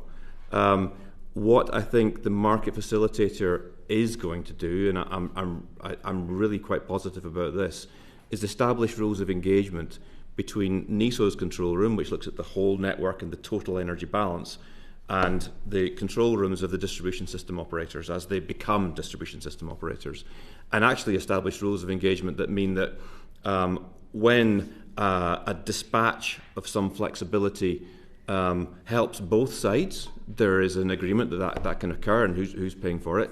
When it helps one but hinders the other, who has the choice as to whether or not something goes ahead, and how the information between them is shared. That's the big one. That is sometimes referred to as primacy. It's been a problem that's been sitting there. It was first acknowledged in 2017.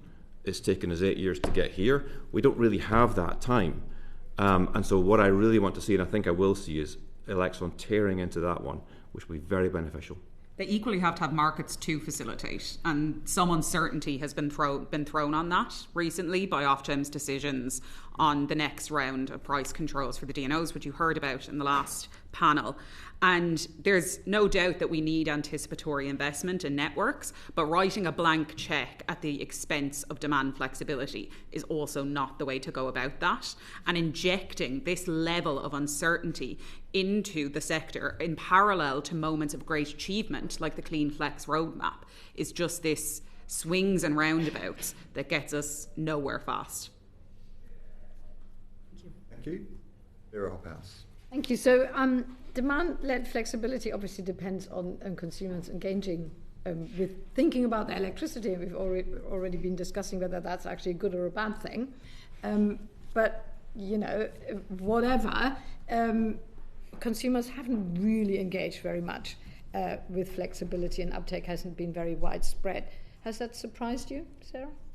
No, because I think there's two things here, right? There's opportunity and there's cost. And we talked a bit about the opportunity. If you can't get into the markets and you can't earn, why would you be engaging?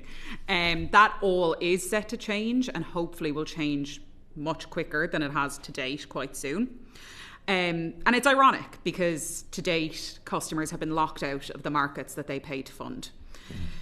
On cost, that's twofold. It's the cost of investing in the technologies, the heat pumps, the heat batteries, the EVs, but it's also the cost of electricity, especially for heat. We had the Warm Homes Plan today, but it didn't go very far in tackling that operational expenditure of electrified heat.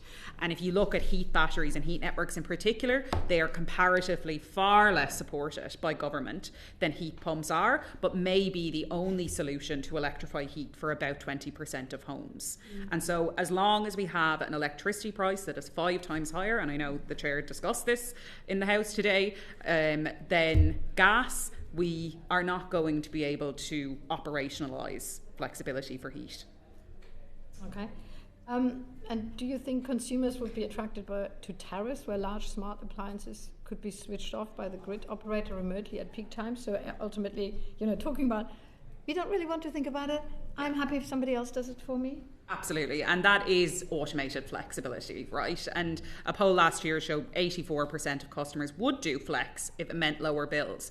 And what's great about what's going on with the Smart Secure Electricity Systems programme in government is that will mandate that appliances come out of the box smart and ready to flex. Now, the flip side of that is regulation needs to be proportionate to market access and revenue streams, because regulation, of course, adds cost to manufacturers that will be passed to consumers.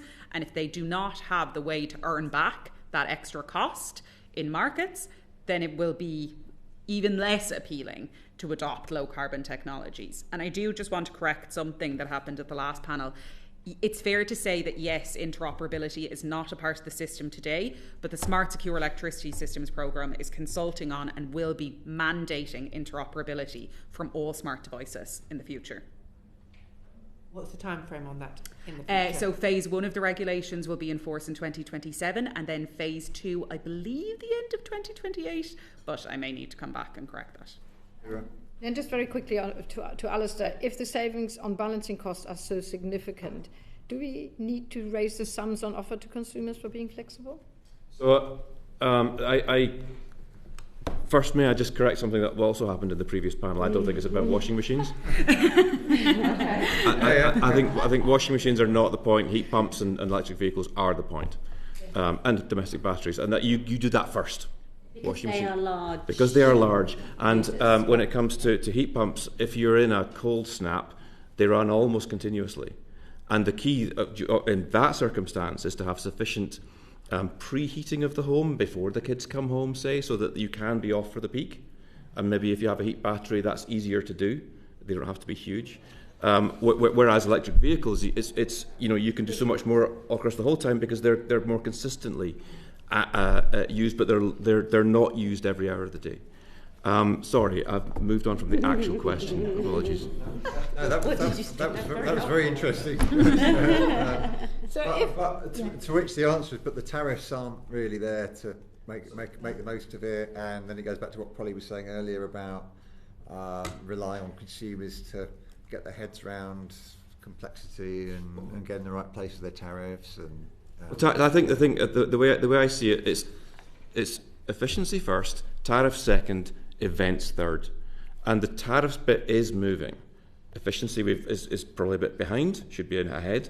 Tariffs is moving, so you can have a smart tariff that basically gives you a lower price at night. That's what they do. So they're not that smart, and not available to everybody because of, in fact, the smart meter problem that we heard about. Very significant issue.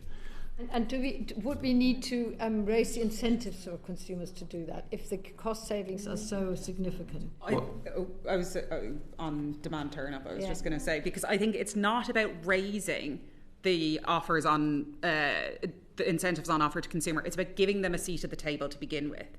And this is why, to Jacopo's point, demand turn-up is the is the golden ticket here in terms of messaging, with constrained costs set to rise to 8 billion in 2030. And for a record, that's almost a 50-fold increase in 20 years. Why on earth are we not paying customers to soak up those green electrons and put them to work? And there's a couple of reasons. One, 40% of domestic bills are non-commodity costs, are network build-out costs and policy costs. So that means even if the wholesale price goes very low or drops below zero, I'm still paying 40p on every pound. The wholesale price has gone negative almost 700 hours in the last 5 years. Only 11 of those hours did it go negative enough to offset the non-commodity costs on bills. This needs to be sorted because it's causing and exacerbating a scandal. And secondly, balancing markets were not made to embrace flexibility at the domestic level. So NESO needs to be, especially in light of the REMA decision, needs to be afforded more opportunity to look for innovative ways of lowering balancing costs. But also in a previous inquiry, we got to the point that the network costs are the most expensive, but also that the profits that the companies are making are hidden in the network costs. At least that's what we thought we found out. So I think it is important to actually get to the bottom of the transparency of the network costs. What is in the what is included and not all? It is included in the network costs. But thank you. Thank you. I just wanted in the 40 pence you just mentioned there, I mean, if that is not on consumer bills, the immediate alternative in kind of general discussion frames, you said it's in taxation, general taxation.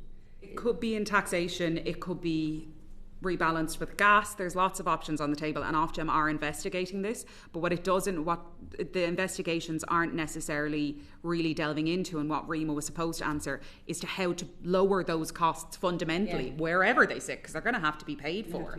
And network costs are expected to rise by about 60% by 2030. So it's only getting harder. Lizzie College.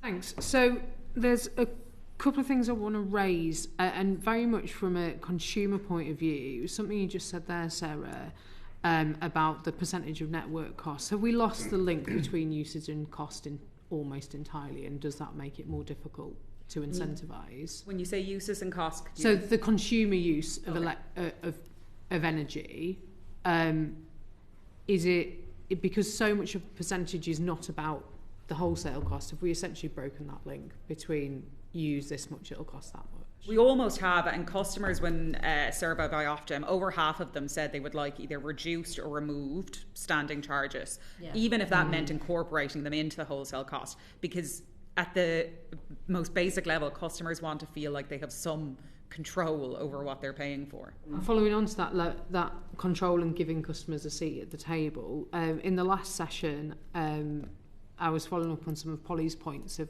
people don't want to think about their electric, and we certainly don't want them to be in a position where they have to, which a lot of people currently are.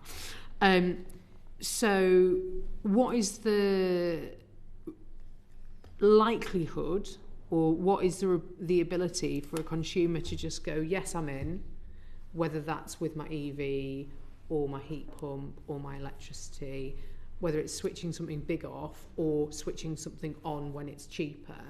How close are we to a consumer just going, yes? So the most credible evidence that we have in the UK so far for non-electric vehicle users comes from Crowdflex, which is a strategic innovation funding. It says that consumers without electric vehicles can flex up to 7%. So these are just the dishwasher and washing machine, the kind of running around that was talked about earlier. For electric vehicle users, the figures are less certain. We can look at the example of Norway, which has, as you know, a very high penetration of electric vehicles in their vehicle fleet at the moment. And the combination of electric vehicle-to-grid chargers with the spot pricing regime that is in place in Norway means that those consumers can reduce residential peak demand by 14%. Okay.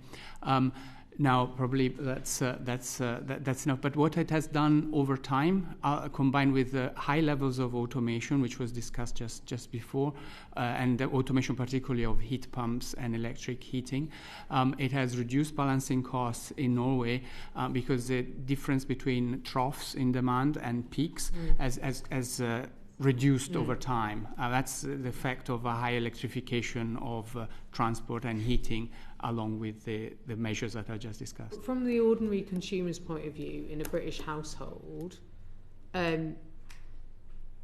are we anywhere near them just literally when they sign up for their tariff or they plug in a heat pump going, count me in, and that's all they have to think about? Because if we're still relying on people being energy nerds, I don't think we're going to get there. Yeah. So in practical terms, at what point am I going to, when I change electricity suppliers or when I plug in some solar, tick a box that says I want to be part of this flexible system, I want to charge my car when it's cheap, and I'm happy for my washing machine to be turned off for 3 minutes when there's an event? So at the moment, and we heard it before, it's so much down to the retailer, and there are retailers that provide that sort of offering to those who have the flexibility assets, the smart heat pumps, vehicle to charging, electric vehicle, smart charging, and so on. What we tend to underestimate is the willingness of those who do not have those assets to participate. So research done by the Energy Demand Research Center along with Nesta shows that prepayment meter consumers are willing to save just tens of pence per demand flexibility service event by switching everything off.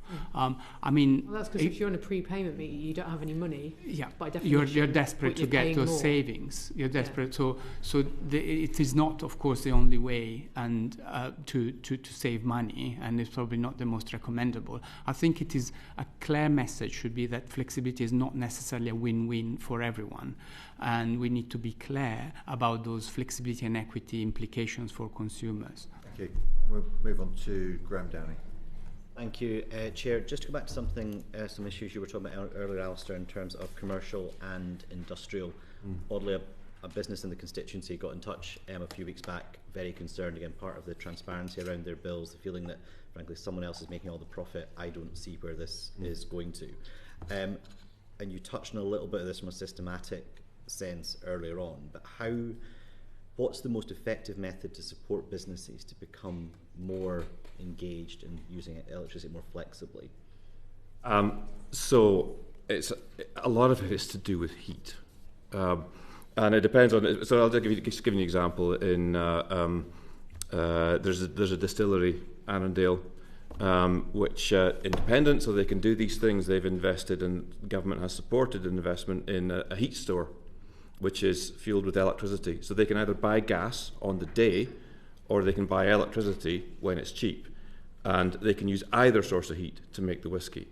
For them right now, if they simply work through tariffs, it will never be worthwhile for them to make whiskey using electricity. It will always be cheaper to do it using heat. For exactly the point that I think Sarah made around the different costs of levies and where they sit.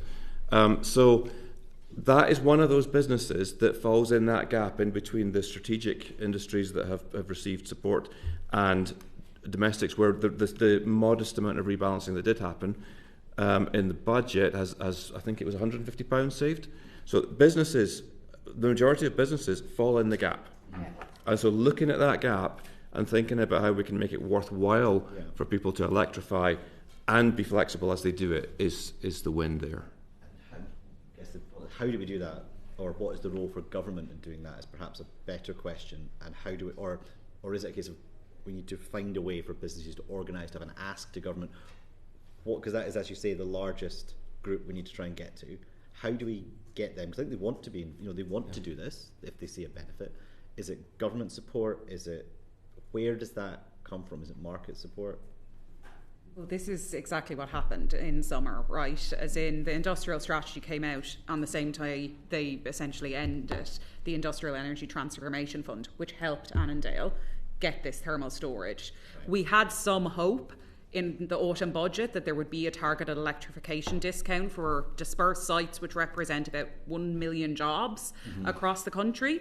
And a coalition of trade bodies, including ours, came together to call for this support. We did not get it, and now it looks like our next opportunity will be 2027 to try again. And without that electrification support and incentives, businesses have no incentivisation to decarbonise. And as Alastair said, between renewables obligation, going off domestics, and British industrial strategy and supercharger helping some businesses, there is this massive lacuna of rural industry that is the backbone of industrial jobs in this country that are being completely forgotten about. What argument was it from Treasury that was missing? I'm assuming it was Treasury. Just fiscal concerns. It was just fiscal pressure. Fiscal pressure. So it wasn't high enough up their list of priorities. There wasn't enough pressure from businesses to say they wanted it, or there's been a lot of pressure from businesses to say they wanted it, but I think that's the ironic thing between, again, we support the industrial strategy, but we can grow the IS8 all we want, but if we lose 1.2 million jobs of traditional industry in the process, what's the trade-off there? You've kind of alluded to my next question, which is what's the risk of not doing this beyond the jobs? How does that impact on businesses themselves? What is the cost of not taking this kind of action and not making that available? Well, industrial electricity prices are crippling. We all know this. We're the highest in Europe. And if you can think about it another way, right, you can think about it in terms of if businesses can electrify, if they can get involved in flexibility and lower their electricity costs, those costs are passed down. And for that bit in the middle, what's the kind of percentage cost you think would be reduced for that? Are we on the order of single digits, double digits? Where are we? You may be better on that. Well, so I think the Sorry, not to ask you to generalise massively. Generalise massively, please. Do my best. So I think what we've heard from so just by the way, on Annandale on that distillery, because it's north of a constrained boundary, we think there actually is value in it for them if we can just get the dispatch with NESO correct, and that's something we've been working on. So their view is that when electricity prices go to minus 70 per megawatt hour, then it beats gas. So that's actually quite low. It generally doesn't go there. We think that when you look at the cost of throwing away wind, which is substantial, that value should be there more often than people realise. And so it's our view that we can actually get a business like that through without necessarily any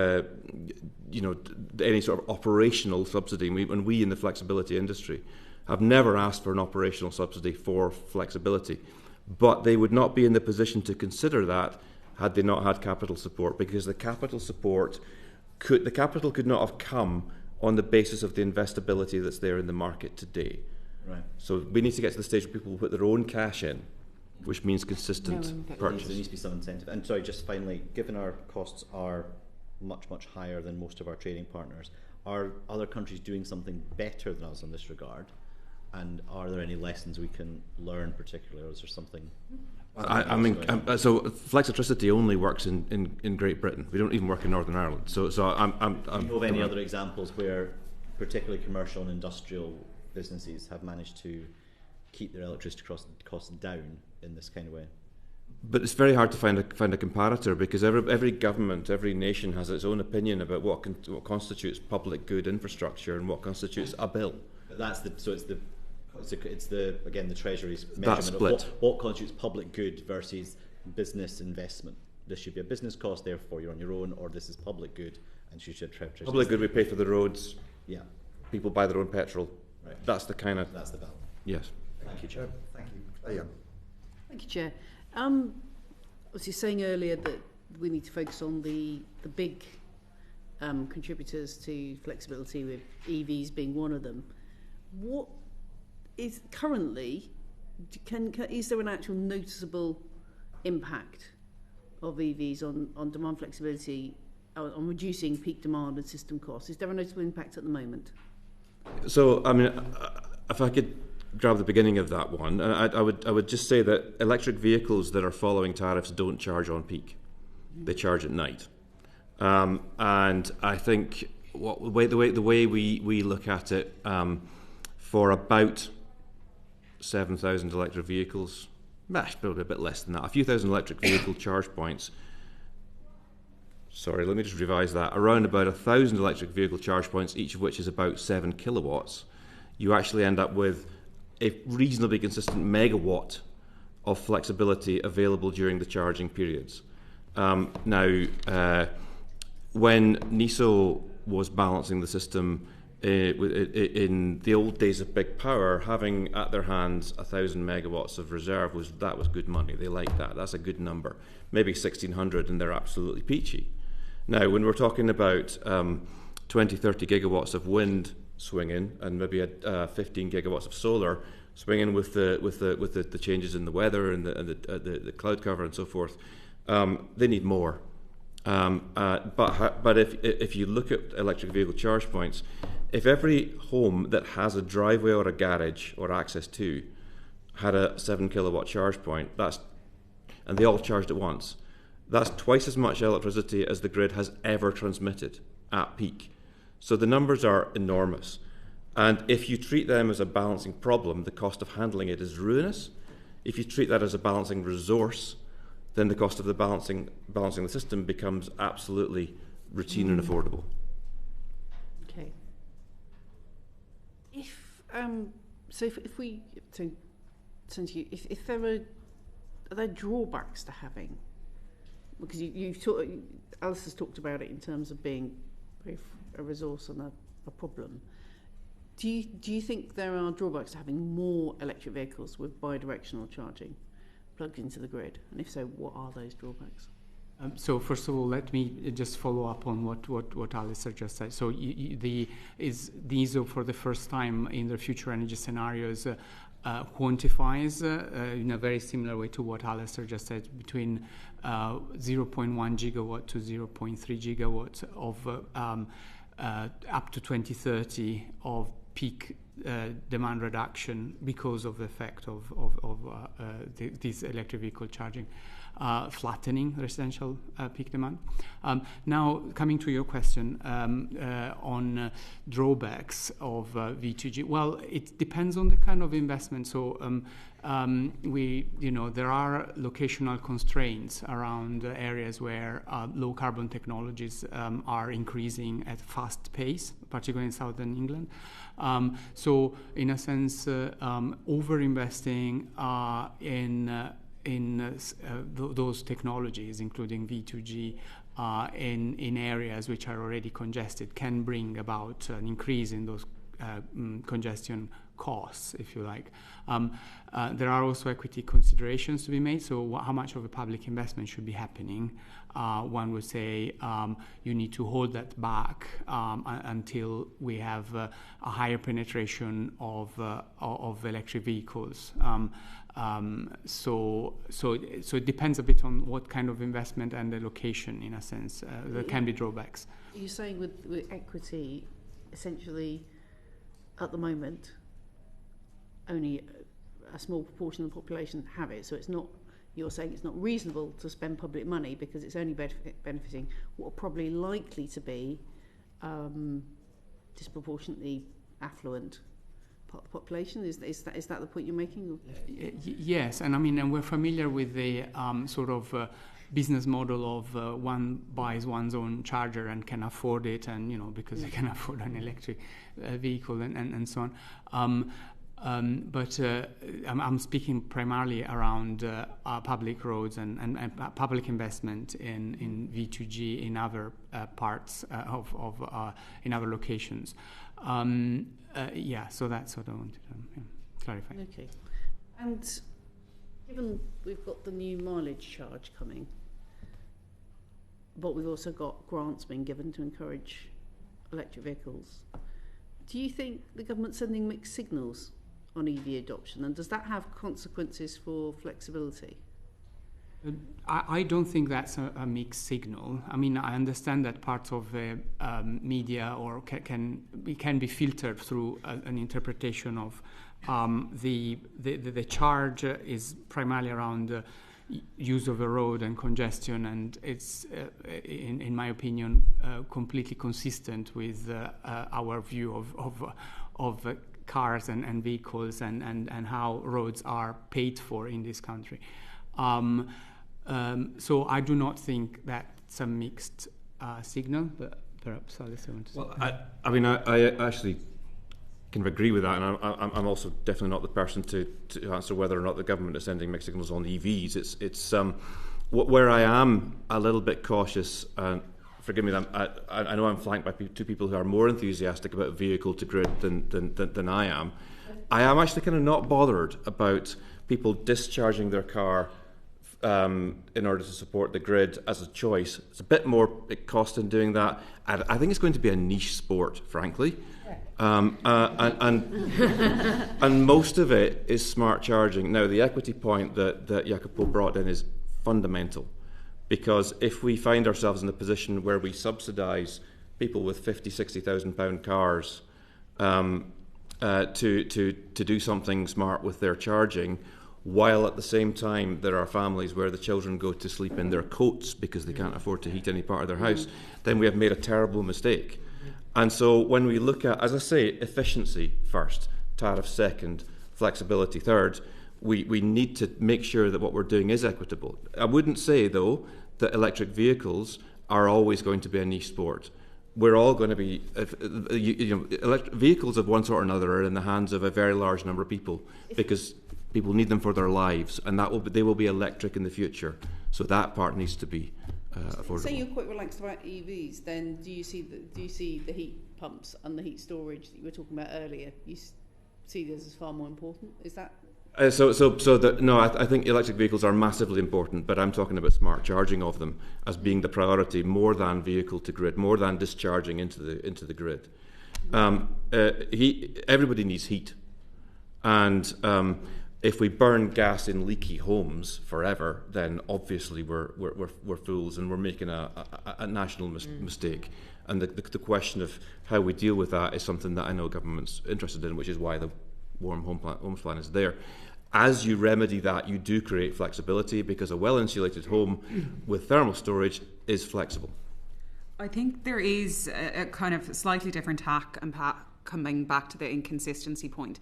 There is inconsistency from government policy, not just towards EVs, but towards flexibility recently. And that is in the proposals that have come about with regard to the capacity market. So, as Alastair said, consumer-led flexibility has never been about asking for bespoke technology-specific subsidies. What we do ask is that long-standing markets that have been tech-neutral remain that way. And recent proposals have said the exact opposite about the capacity market. Let's give a rarefied higher price to new build gas and leave everything else have the dregs. That is not a message we can be sending. But it also means that when, as a sector, we are not asking for an investment of money, we're asking for an investment of time and coordination and leadership and accountability, we are in a situation where we are undermining the advancements we have made with the Clean Flex roadmap with unevidenced, rushed and regressive policies in another area. Alastair, I just want to confirm what I think you've just said, which is that those retailers who are suggesting we can use vehicle to grid in a very large way to avoid having to increase investment in the grid more widely in generation capacity just are wrong. I mean, I'm not betting our business plan on that. I think it's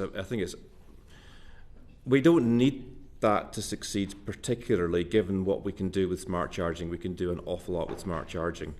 It is more expensive to fit a vehicle to grid, to have vehicle to grid in your home. They may prove me wrong. I mean, people have proved me wrong plenty of times. That might happen again in this context. But we can do a lot with smart charging. I think as well the point there is, and it kind of comes back to the start of this conversation, right? And we do like vehicle to grid, but it speaks to this overemphasis on only things that can export. You only matter if you're exporting to the grid, whereas the whole point of this conversation is that when you import, how much, that is equally as important, and it is not often given equal airtime in policy making. Mm-hmm. Thank you. Lizzie Collins. Thanks, Chair. So this is behind the curtain and niche, I think, question, because I want to talk about the role of electrolysis in demand-side flexibility and hydrogen production through electrolysis specifically. So I'll come to Jacopo first.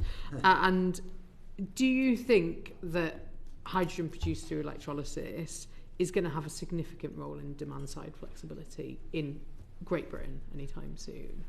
So we're speaking about a very capital-intensive technology, which doesn't quite match economically other flexibility solutions. So it is niche in its applications, I think, and where it will make economic sense. It doesn't beat electrification in terms of costs at the moment. It would make sense in very energy-intensive industrial areas where that can be matched also with some, I guess, heavy-duty transport, but not transport in general, as in, lighter vehicles. So just to be clear that I understand, where there's a heavy industry using hydrogen through electrolysis, and there is also, say, Arctic wagons being powered by hydrogen, then it might work. Otherwise, economically, it doesn't quite make sense yet. I would say so. Yeah. We're working with a hydrogen electrolyzer company, Protium. They're in below the central belt of Scotland, but above that constrained boundary. And so what the markets they're serving, there's plenty of uses for hydrogen that don't get into the question of whether or not we should heat our homes with it. Personally, I don't think it's really widespread in its applicability. But heavy haulage, as Jacopo says, you can make ammonia with it for fertilizer. And high temperature industrial processes where electricity doesn't do the job, such as potentially cement, then hydrogen has a role. Therefore, there is a role for hydrogen to be made. And if you're going to make hydrogen, let's make it in a windy place using electrolysis, so we don't have to tell ourselves that we can reform methane and bury the CO2 and keep that going when in fact we've got all this wind energy that we're throwing away. Let's make a useful fuel. And hydrogen, if you make it with electrolysis, it's the fuel that makes the hydrogen is time-shifted electricity from wind farms. Mm-hmm. What more could you ask? That's perfect. Okay, that's great. I want to ask about whether the policies are in place to make that a reality then. If we accept that that's the right thing to do, have we got the policies in place? Is there a business case for making that working? And if not, what needs to happen? It comes back to the REMA point, right? As in, the whole point that Alastair is making is that the value of electrolysis is most acute when it can be locationally based and soaking up wind.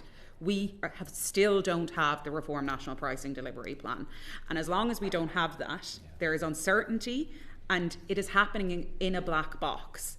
And I should also say that because of this black box policy making on Reform National Pricing, we are seeing silos emerge already.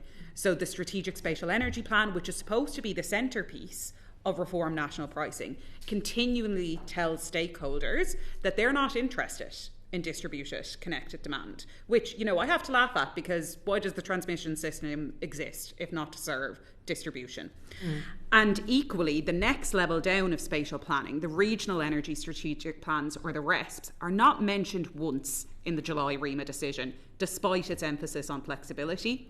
And in a 250-page methodology consultation on RESPs that just closed, Reform National Pricing is mentioned once. If we are serious that spatial planning is supposed to help drive market reform, the fact that none of these policies are talking to each other is going to get us nowhere fast. And we play an incredibly risky game the longer we keep demand flexibility out of the Reform National Pricing tent. Thank you.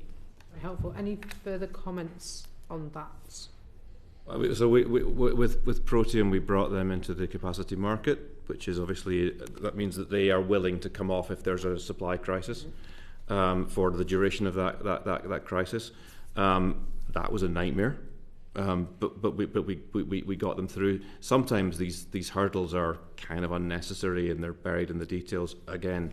So there are ways of doing some of these things, but they often are very hard. So reform there would help. Make it easier. Make it a little bit, just a little bit easier. Feels like the story of our lives. Chair. Sorry, could I just ask one follow-up question? Yeah, sorry. Have you finished? Yes. Yeah, Polly. Sarah, what do you put it down to, that this politely described lacuna when it comes to demand management in the price mechanisms? In price mechanisms and reformed national pricing, I think, like has been the story of our lives for a long time, when you do kind of revert into your silos of policy making, you tend towards what you know. Big wires, big generation, big spending. And flexibility is diverse and different and fascinating, but it's also difficult to get your head around. And sometimes then you just don't try. So it's a problem of big kit versus small kit, and a national policy versus a much more locally focused one. Exactly, and always thinking about the system from the top down as opposed to the bottom up. Thank you. That brings us to the end of the session. Can I thank the second Thank you for your evidence, and we will end there. Order on.